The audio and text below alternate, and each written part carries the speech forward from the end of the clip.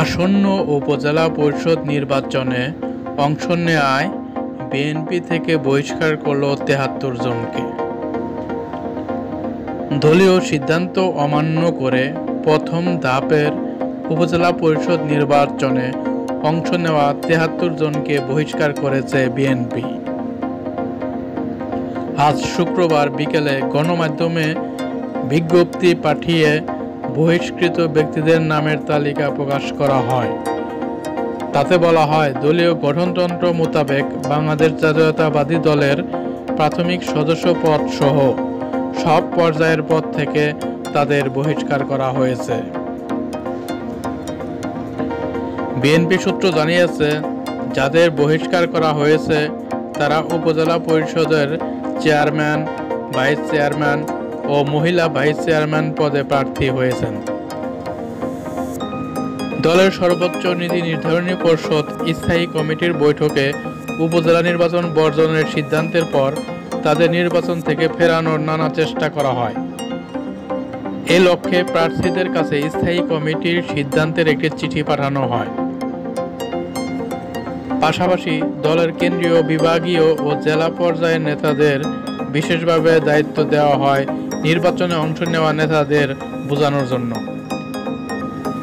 সব উপেক্ষা করেই বিপুল সংখ্যক সাবেক ও বর্তমান নেতা নির্বাচনে নেমেছেন।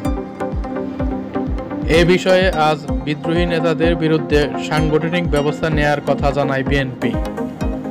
দলের জ্যেষ্ঠ যুগ্ম মহাসচিব রুহুল কবির রিজভীর নামে এই বিজ্ঞপ্তি পাঠানো হয়। রুহুল কবির রিজভী দলীয় সিদ্ধান্ত অমান্য করে নির্বাচনে অংশ নেওয়াকে অশুভ চক্রের সঙ্গে আঁতাত বলে মন্তব্য করেন। তিনি বলেন, দেশের মানুষ বর্তমান সরকারের অধীনে কোনো নির্বাচনকে মূল্য দেন না, কারণ এখানে ভোটের আগে ভোট হয়ে যায়। কেউ যদি দলের সিদ্ধান্ত না মানেন, বুঝতে হবে সরকারি দলের কোনো টোপে পড়েছেন তারা।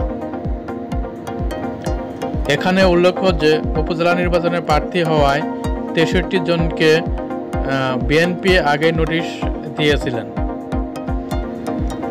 এর মধ্যে ২৩ জন চেয়ারম্যান পদে, ২১ জন ভাইস চেয়ারম্যান ও ১৯ জন মহিলা ভাইস চেয়ারম্যান পদে প্রার্থী হয়েছেন।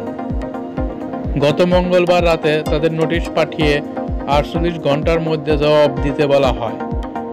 গতকাল বৃহস্পতিবার সন্ধ্যা পর্যন্ত ৭ জন নোটিশের জবাব দিয়েছেন বলে জানা যায়।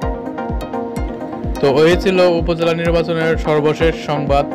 সামনে আরও আপডেট পেতে অবশ্যই আমার চ্যানেলটিকে সাবস্ক্রাইব করে রাখবেন। সবাই ভালো থাকবেন, সুস্থ থাকবেন। আল্লাহ হাফেজ।